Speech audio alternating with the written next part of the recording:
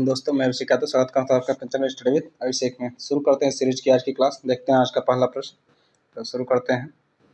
पहला प्रश्न है आपका, भारतीय संविधान की पहली बैठक की अध्यक्षता किसने की थी? इसमें आपके ऑप्शंस हैं ए डॉक्टर राजेंद्र प्रसाद, बी सच्चिदानंद सिन्हा, सी बी.आर. अम्बेडकर या डी एच.वी. कामत। इसमें सही ऑप्शन है ऑप्शन नंबर बी सच्चिदानंद सिन्हा। अगला प्रश्न देखते हैं, उत्तरदायी सरकार का गठन किस अधिनियम पर आधारित है? इसमें आपके ऑप्शंस हैं ए 1935 के अधिनियम पर, बी 1919 के अधिनियम पर, सी 1909 के अधिनियम पर या डी 1858 के अधिनियम पर। तो इसमें आपका सही ऑप्शन है ऑप्शन नंबर ए 1935 के अधिनियम पर। अगला प्रश्न देखते हैं, दल बदल से संबंधित कानून का उल्लेख किस अनुसूची में है? इसमें आपके ऑप्शंस हैं ए 8वीं अनुसूची, बी 9वीं अनुसूची, सी 10वीं अनुसूची या डी 11वीं अनुसूची। इसमें आपका सही ऑप्शन है ऑप्शन नंबर सी 10वीं अनुसूची। अगला प्रश्न देखते हैं, भारतीय संविधान का कौन सा अनुच्छेद लोकसभा एवं विधानसभा के प्रतिनिधियों को निर्वाचित करने अर्थात वयस्क मताधिकार का अधिकार प्रदान करता है? इसमें आपके ऑप्शंस हैं ए अनुच्छेद 323, बी अनुच्छेद 324, सी अनुच्छेद 326 या डी अनुच्छेद 325। तो इसमें आपका सही ऑप्शन है ऑप्शन नंबर सी अनुच्छेद 326। अगला प्रश्न देखते हैं, भारतीय संविधान की प्रस्तावना से स्पष्ट नहीं होता है।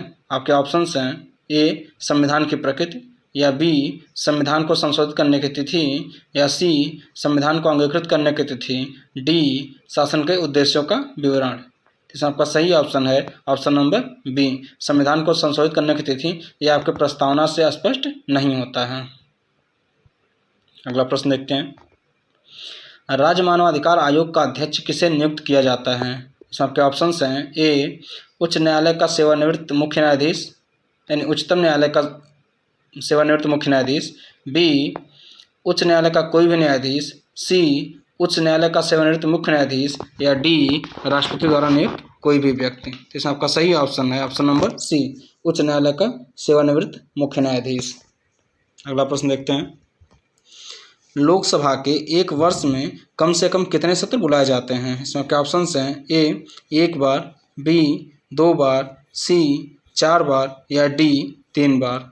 तो इसमें आपका सही ऑप्शन है ऑप्शन नंबर बी 2 बार, यानी लोकसभा का सत्र एक साल में कम से कम 2 बार बुलाना आवश्यक होता है। अगला प्रश्न देखते हैं, निम्नलिखित में से कौन से विधेयकों में से राष्ट्रपति को नए सिरे से विचार के लिए भेजे बिना अपनी मंजूरी देनी चाहिए? इसमें क्या ऑप्शंस हैं ए साधारण बिल, बी धन विधेयक, सी संसद के दोनों सदनों द्वारा पारित विधेयक या डी इनमें से कोई नहीं। इसमें आपका सही ऑप्शन है ऑप्शन नंबर बी धन विधेयक। अगला प्रश्न देखते हैं, कौन सा एक सामाजिक अधिकार नहीं है? इसमें आपके ऑप्शंस हैं ए जीवन का अधिकार, बी मत देने का अधिकार, सी शिक्षा का अधिकार या डी समानता का अधिकार। तो इसमें आपका सही ऑप्शन है ऑप्शन नंबर बी मत देने का अधिकार, यह आपका एक सामाजिक अधिकार नहीं है।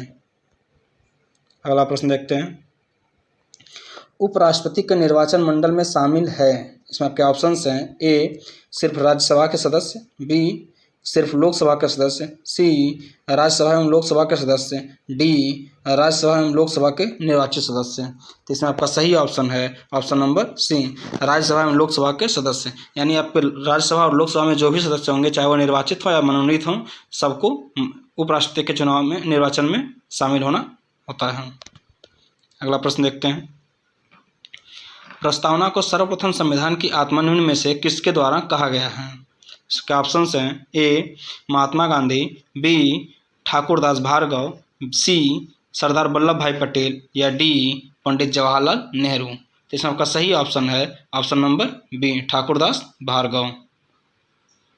अगला प्रश्न देखते हैं, भारतीय संविधान का कौन सा भाग मैग्ना कार्टा कहलाता है?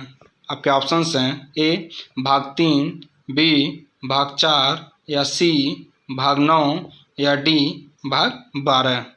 इसमें आपका सही ऑप्शन है ऑप्शन नंबर ए भाग 3। अगला प्रश्न देखते हैं, मुख्य न्यायाधीश और सुप्रीम कोर्ट के अन्य न्यायाधीश का वेतन आपके ऑप्शंस हैं ए वित्तीय आपातकाल के दौरान कम किया जा सकता है, बी राष्ट्रीय आपातकाल के दौरान कम किया जा सकता है, सी किसी भी परिस्थिति में कम नहीं किया जा सकता है, या डी संसद के 2/3 बहुमत द्वारा कम किया जा सकता है। आपका सही ऑप्शन है ऑप्शन नंबर ए वित्तीय आपातकाल के दौरान कम किया जा सकता है। यानी मुख्य न्यायाधीश और सुप्रीम कोर्ट के अन्य न्यायाधीश का वेतन केवल वित्तीय आपातकाल के दौरान ही कम किया जा सकता है। आपका अगला प्रश्न देखते हैं। भारतीय संविधान के निम्नलिखित अनुच्छेदों में से कौन सा उस मूल अधिकार से संबंधित है जो उन्हें भी उपलब्ध है जो कि भारत के नागरिक नहीं हैं। आपके ऑप्शंस हैं ए अनुच्छेद 15, बी अनुच्छेद 16, सी अनुच्छेद 14 या डी अनुच्छेद 30। तो इसमें आपका सही ऑप्शन है ऑप्शन नंबर सी अनुच्छेद 14। अगला प्रश्न देखते हैं। भारतीय संविधान इनमें से किसका सर्वाधिक ऋणी है। आपके ऑप्शंस हैं ए संयुक्त राज्य अमेरिका का संविधान, बी स्विट्जरलैंड का संविधान, सी भारत शासन अधिनियम 1935 या डी कनाडा का संविधान। इसमें आपका सही ऑप्शन है ऑप्शन नंबर सी भारत शासन अधिनियम 1935, क्योंकि हमारे भारतीय संविधान जो हमारा है इसमें ज़्यादातर चीज़ें भारत शासन अधिनियम 1935 से ले ली गई हैं। अगला प्रश्न देखते हैं। भारत के संविधान की प्रस्तावना में निम्नलिखित में से किसका उल्लेख नहीं है। आपके ऑप्शंस हैं ए वयस्क मताधिकार, बी न्याय, सी राष्ट्र की अखंडता या डी अभिव्यक्ति की स्वतंत्रता। इसमें आपका सही ऑप्शन है ऑप्शन नंबर ए वयस्क मताधिकार। अगला प्रश्न देखते हैं। संविधान के अनुच्छेद 25 के अनुसार धर्म की स्वतंत्रता का अधिकार किसके अधीन नहीं है। इसमें आपके ऑप्शंस हैं ए सार्वजनिक व्यवस्था, बी स्वास्थ्य, सी मानवता या डी सदाचार। इसमें आपका सही ऑप्शन है ऑप्शन नंबर सी मानवता।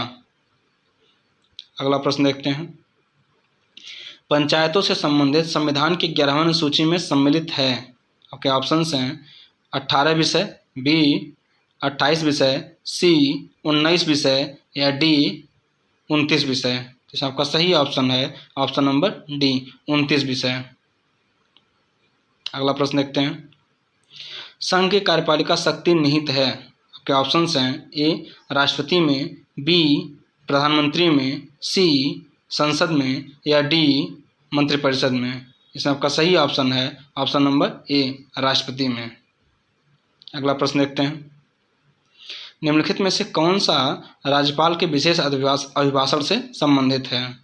आपके ऑप्शंस हैं ए अनुच्छेद 176, बी अनुच्छेद 123, सी अनुच्छेद 177 या डी अनुच्छेद 173। तो इसमें आपका सही ऑप्शन है ऑप्शन नंबर ए अनुच्छेद 176। आज के लिए इतना ही। अब मिलते हैं अगले क्लास में। जय Hind. Thank you so much.